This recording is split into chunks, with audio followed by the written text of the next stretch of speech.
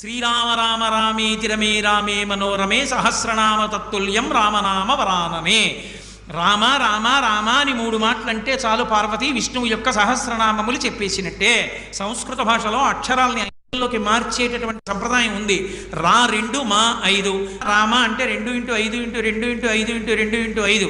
2 5 10, 10 2 20, 25 100, 2 200, 100 2 200, 205 1000.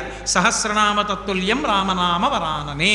అందుకని ఒక్క రామనామాన్ని 3 మాటలు పలికితే సహస్రనామ తత్తుల్యం విష్ణు సహస్రనామ స్తోత్రాన్ని చెప్పేసినట్లే. అంత గొప్ప నామము.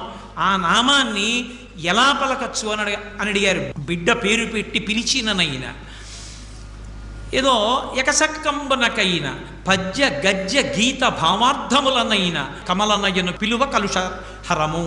రామనామాన్ని మీరు ఏదో పిల్లాడికి పేరుగా పెట్టుకుని ఒరే రామ ఇలారా రామ ఇలారా అని